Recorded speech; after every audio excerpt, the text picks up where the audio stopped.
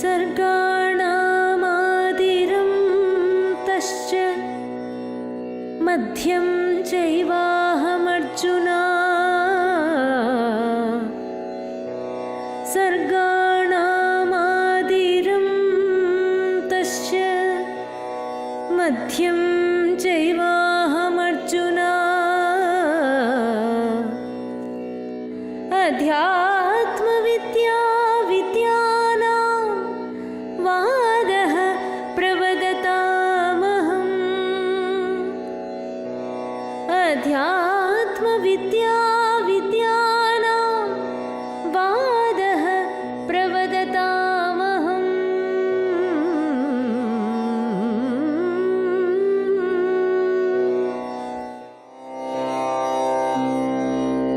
वेदाहं समतीतानि वर्तमानानि चार्जुन वेदाहं समतीतानि वर्तमानानि चार्जुन भविष्याणि च भूतानि भविष्याणि च भूतानि मां तु वेद न कश्चन भविष्याणि च भूतानि मां तु वेद न कश्चन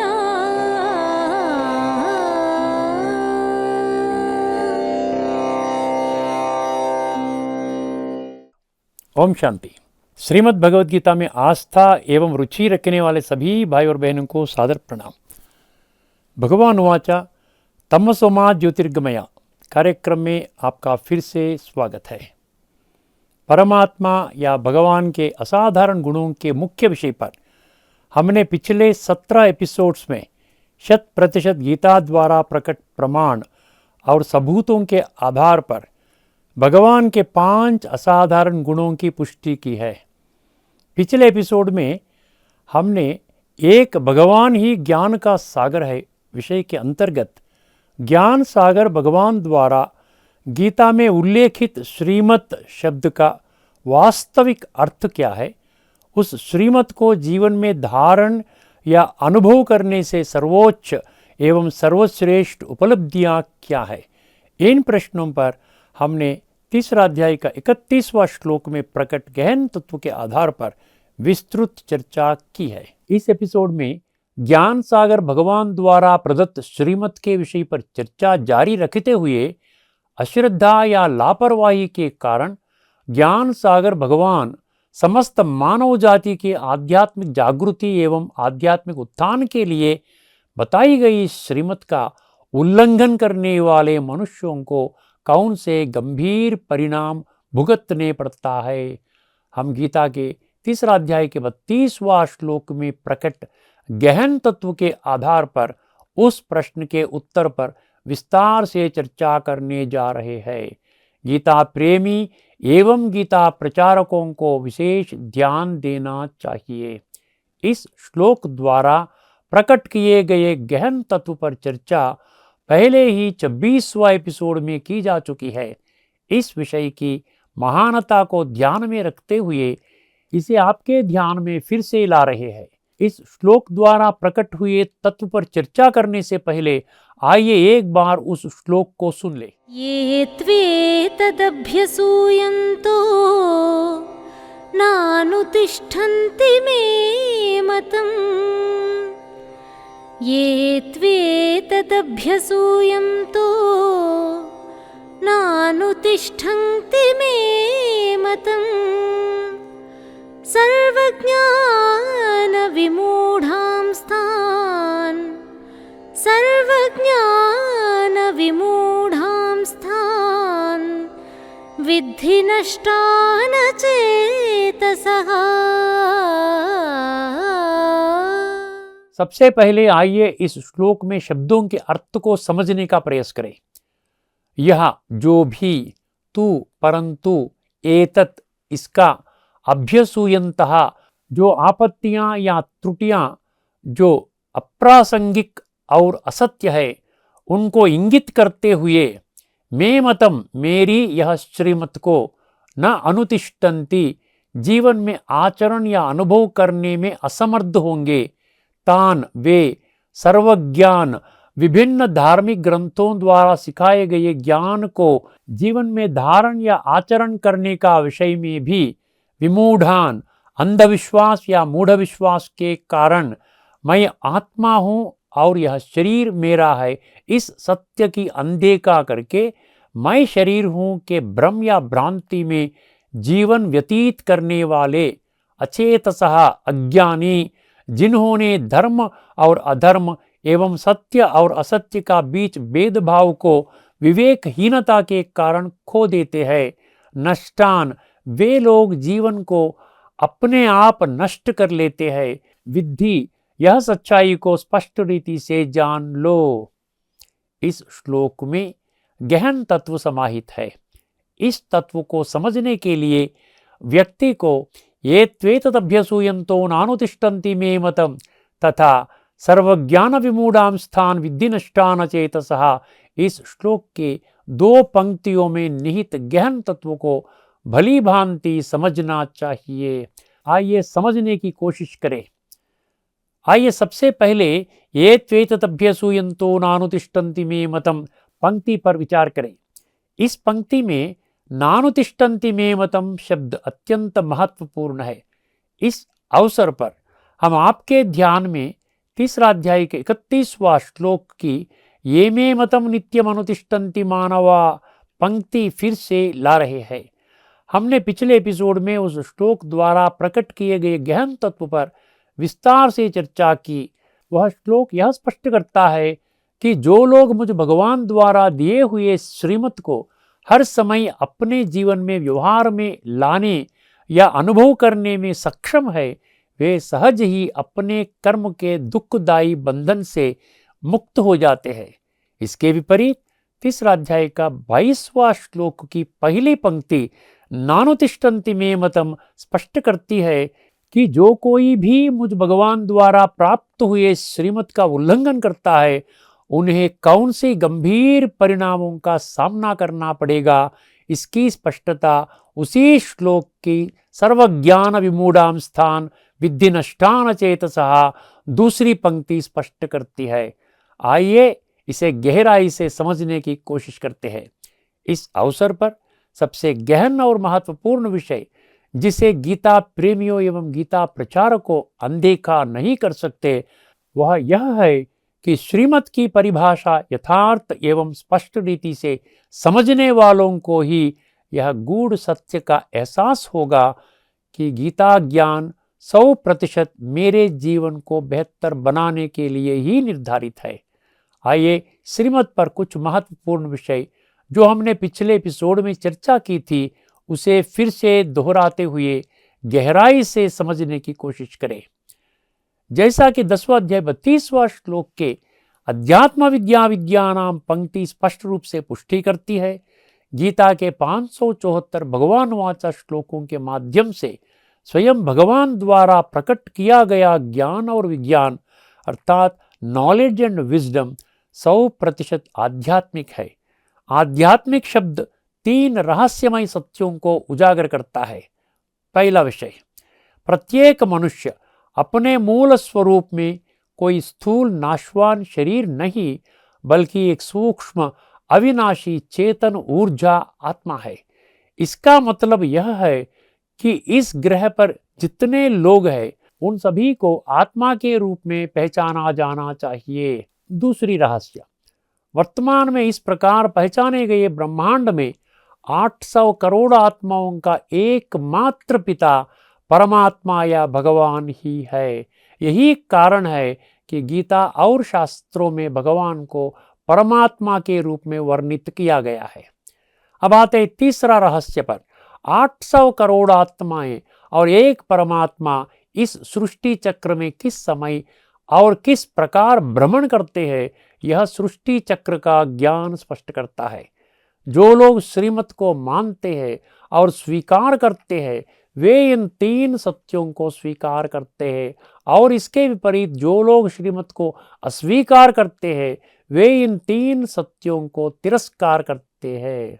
जैसा कि गीता के 7वें अध्याय का 3रा श्लोक और वही अध्याय का 19वां श्लोक इन 2 श्लोकों में स्पष्ट किया गया है, बहुत कम लोग श्रीमत को स्वीकार करते हैं और अधिकांश लोग श्रीमत को तिरस्कार करते हैं।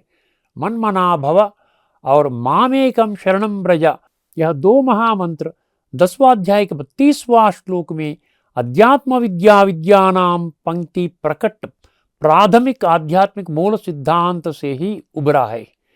जो लोग श्रीमत के वास्तविक अर्थ को समझते हैं, केवल वे ही इस गुप्त सत्य को स्वीकार कर सकते हैं कि इस समस्त मानव सृष्टि के लिए परमात्मा या भगवान एक ही है और उसे स्थूल शरीर के माध्यम से नहीं बल्कि आत्मा के सूक्ष्म शक्तियां मन और बुद्धि के माध्यम से याद किया जाता है।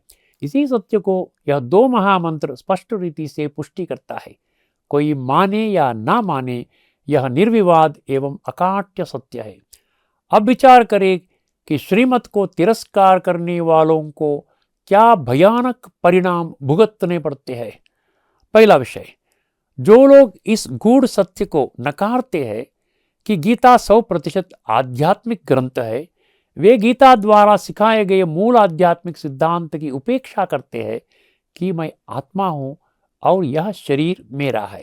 वे गीता को एक धार्मिक पुस्तक के रूप में मानते हैं और उसके कारण 24 घंटे और 365 दिन अर्थात अपना सारा जीवन मैं शरीर हूँ इसी भ्रम या भ्रांति में व्यतीत करते हैं। इस कारण वे परमात्मा या भगवान ने जो जड़ शरीर में नहीं बल्कि चेतन आत्मा में जड़ित 26 दिव्य गुणों को अनुभव नहीं कर पाते। परमात्मा से प्राप्त 26 दिव्य गुण जो कि आत्मा में निहित है, अपने को देह नहीं बल्कि आत्मा समझने से ही इन दिव्य गुणों का खुद को और औरों को भी अनुभव होगा और हर व्यक्ति गुणवान बनेगा। इन 26 गुणों का वर्णन 16वें अध्याय के पहले 3 श्लोकों में किया गया है, परंतु मनुष्य अपने को देह समझने की कड़ी भूल के कारण इन दिव्य गुणों का प्राप्त और अनुभव करने से वंचित रह जाते हैं।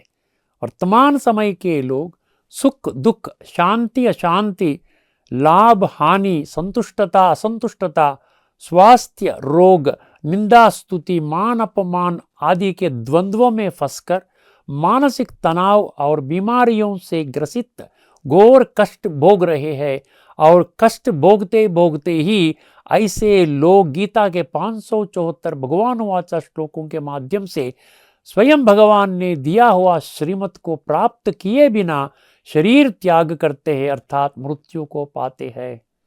दूसरी विषय, आश्चर्य की बात यह है कि 100% अंधविश्वास या मूढ़ विश्वास में मैं शरीर हूं के भ्रम या भ्रांति में जो लोग जीवन जीते हैं, वे लोग यह गुह्य सत्य को कदापि नहीं ग्रहण कर सकते हैं कि इस पृथ्वी पर उपलब्ध सभी धार्मिक ग्रंथ या शास्त्रों में प्रकट किया गया ज्ञान केवल वर्तमान मनुष्यों में आध्यात्मिक जागृति अर्थात स्पिरिचुअल अवेकनिंग एवं आध्यात्मिक विकास अर्थात स्पिरिचुअल एनलाइटनमेंट लाने के लिए ही निर्धारित है। इसी सत्य को सर्वज्ञान विमूढ़ा शब्द स्पष्ट रीति से उजागर करता है। इस अवसर पर हम आपका ध्यान एक मुख्य विषय पर लाते हैं कि इस पृथ्वी पर उपलब्ध जितने भी धर्मशास्त्र या आध्यात्मिक ग्रंथ है, उसका पूर्ण लाभ उसकी पूजा करने से नहीं बल्कि उस शास्त्र या ग्रंथ में सिखाए गए ज्ञान को जीवन में आचरण या अनुभव करने से ही प्राप्त कर सकते हैं। तभी मानव जाति के आध्यात्मिक विकास, नैतिक उत्थान होगा। परंतु वर्तमान के लोग 100% अंधविश्वास या मूढ़ विश्वास में जीवन जीने के कारण इस सत्य बात को नहीं समझ पाते और उस ज्ञान से वंचित रह जाते हैं। इस कारण से वर्तमान आध्यात्मिक और धार्मिक दुनिया में सर्वशास्त्रमयी शिरोमणि का मान्यता और सम्मानित प्राप्त गीता सहित इस पृथ्वी पर वर्तमान मनुष्यों को उपलब्ध विभिन्न धर्म के ग्रंथ या शास्त्रों द्वारा प्रकट ज्ञान को केवल पठन, पारायण, श्रवण तथा प्रचार प्रसार करने तक ही सीमित किया गया है। तीसरा विषय, विद्धि नष्टान चेतसः शब्द एक और अत्यंत गहन एवं महत्वपूर्ण सत्य को उजागर करते हैं। इसमें अचेतसः शब्द अत्यंत महत्वपूर्ण है। अचेतसः का अर्थ है अज्ञानी लोग जो धर्म और अधर्म तथा सत्य और असत्य का अंतर को पहचानने का विवेक शक्ति खो चुके हैं। विद्धि नष्टान शब्द से यह स्पष्ट हो जाता है कि ऐसे लोगों को गंभीर परिणाम भुगतने पड़ते हैं। उन्हें किस गंभीर परिणाम का सामना करनी पड़ेगा, आइए समझने की कोशिश करें। जो लोग आध्यात्मिक ज्ञान का सही अर्थ समझते हैं, केवल वे ही आत्म अनुभूति द्वारा उस ज्ञान को जीवन में आचरण या अनुभव कर सकते हैं। जैसा कि हम पहले ही कई बार चर्चा कर चुके हैं, केवल वे ही मन एवं बुद्धि से परमात्मा या भगवान के साथ संबंध जोड़ते हैं, जिसको राजयोग कहते हैं। केवल इस प्रक्रिया का अभ्यास द्वारा ही आत्मा का शुद्धिकरण होता है। जब व्यक्ति देह त्याग करता है अर्थात मृत्यु को पाता है, उस समय उन्हें इस बात का ज्ञान हो कि वे अपने साथ क्या लेकर जा रहे हैं और क्या नहीं ले जा रहे हैं। वे अपने साथ स्थूल धन दौलत, वस्तु वैभव, हीरे जवाहरात, महल माड़िया, नाम मान शान आदि नहीं ले जा सकते हैं, जिसे उन्होंने भौतिक और सांसारिक दुनिया में बहुत प्रयास से इकट्ठा किया है। वे गीता द्वारा पुष्टि की गई आध्यात्मिक सिद्धांत को स्पष्ट रूप से समझते हैं कि यह धन दौलत आदि केवल वर्तमान के एक जन्म तक ही सीमित है। उन्हें इस सूक्ष्म सत्य का एहसास होता है कि केवल श्रेष्ठ कर्मों के माध्यम से आत्मा में इकट्ठा किया हुआ स्वभाव संस्कार रूपी धन ही उनके साथ जाकर उनके भविष्य के जीवन को नियंत्रित करता है। वे स्वभाव संस्कार सात्विक, राजसिक और तामसिक नामक 3 प्रकार के होते हैं। जैसा कि 13वां अध्याय का 21वां श्लोक, 15वां अध्याय का 8वां श्लोक और 14वां अध्याय का 14वां श्लोक, इन 3 श्लोकों में स्पष्ट किया गया है। यदि मृत्यु के समय उनके द्वारा अपनाए गए संस्कार सात्विक है, तो वे सत्य त्रेतायुग नामक स्वर्ग, जो जल्द ही इस धरती पर स्थापित होने वाला है, उसमें उत्कृष्ट जन्म लेने की योग्यता प्राप्त करेंगे। जैसा कि 14वां अध्याय का 15वां श्लोक में जोरदार ढंग से स्पष्ट किया गया है, वे जिन संस्कारों का दावा करते हैं, वे राजसिक होने पर द्वापर युग में और तामसिक होने पर कलयुग में जन्म प्राप्त करते हैं। यह भयानक परिणाम उन लोगों को भुगतना पड़ेगा जो भगवान की श्रीमत को तिरस्कार करते हैं। यदि इस व्यापक चर्चा को ध्यान में रखा जाए तो इस श्लोक द्वारा प्रकट किए गए सबसे गहन और महत्वपूर्ण तत्व को सबसे आसानी से समझा जा सकता है। आइए समझने की कोशिश करें। भगवान वाच, मैं समस्त मानव सृष्टि का पिता और भगवान हूँ। सर्व मनुष्य जाति के आध्यात्मिक जागृति अर्थात स्पिरिचुअल एनलाइटनमेंट के लिए भगवान स्वयं 574 भगवानुवाच श्लोकों के माध्यम से श्रीमत अर्थात पूर्ण आध्यात्मिक ज्ञान एवं विज्ञान अर्थात complete spiritual knowledge and wisdom प्रकट किया है। जो मनुष्य बेतुकी और असत्य आपत्तियों या त्रुटियों को इंगित करके यह मेरी श्रीमत को अस्वीकार या नजरअंदाज करते हैं, वे वर्तमान में इस पृथ्वी पर मनुष्यों के लिए उपलब्ध विभिन्न धार्मिक ग्रंथों द्वारा प्रकट ज्ञान को भी उन्हीं आपत्तियां और उन्हीं त्रुटियों को इंगित करके अस्वीकार करते हैं। इस अवसर पर सबसे गहरा और महत्वपूर्ण विषय जो हर किसी को याद रखना चाहिए वह यह है कि प्रत्येक धार्मिक या आध्यात्मिक पुस्तक में प्रकट ज्ञान 100% लोगों के जीवन में आचरण या अनुभव करने के लिए ही निर्धारित है, न कि पठन, पारायण, श्रवण तथा प्रचार प्रसार करने के लिए। श्रीमत का उल्लंघन करने वाले इस सूक्ष्म सत्य को नहीं समझ सकते। ऐसे अज्ञानी लोग धर्म और अधर्म एवं सत्य और असत्य का बीच का अंतर को समझ नहीं पाते।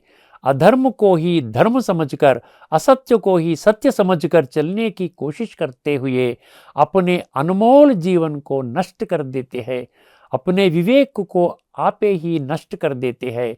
नष्ट करना माना स्वयं भगवान द्वारा इसी पृथ्वी पर जल्द से जल्द ही स्थापन होने वाला स्वर्ग नामक सत्य त्रेता युग में प्रवेश करने के पात्र नहीं होंगे। इसका एकमात्र कारण यह धार्मिक एवं आध्यात्मिक जगत में भगवान को प्राप्त और अनुभव करने के विषय में दिव्य बुद्धि नेत्र जो भगवान ने केवल मनुष्यों को ही दिया है, उसे बंद करके 100% अंधविश्वास या मूढ़ विश्वास में जीना। इस सूक्ष्म सत्य को गीता प्रेमी एवं गीता प्रचारक किसी भी परिस्थिति में नजरअंदाज नहीं कर सकते। इस अवसर पर सबसे गहरी और गंभीर बात जो हर किसी को पहचानना होगा कि स्वयं भगवान द्वारा गीता के माध्यम से प्रकट की गई श्रीमत से श्रेष्ठ एवं ऊंची शिक्षा इस संसार में कहीं भी नहीं मिल सकती है। इसी कारण गीता के 9वें अध्याय का 2 श्लोक में यह श्रीमत को राजविद्या के रूप में वर्णित किया गया है। यदि यह राजविद्या पूर्ण रूप से प्राप्त हो जाती है तो वर्तमान धार्मिक या आध्यात्मिक जगत में किसी अन्य धर्म ग्रंथ या शास्त्र में प्रकट ज्ञान की कोई आवश्यकता नहीं होगा। यह गुह्य सत्य स्वयं भगवान ने 7वें अध्याय का 2 श्लोक में स्पष्ट रीति से पुष्टि किया है। वर्तमान समय के गीता प्रेमी एवं गीता प्रचारक किसी भी परिस्थिति में इस गुह्य सत्य को नजरअंदाज या हल्के में नहीं ले सकते हैं। यह विषय हम पहले भी कई बार आपके ध्यान में ला चुके हैं।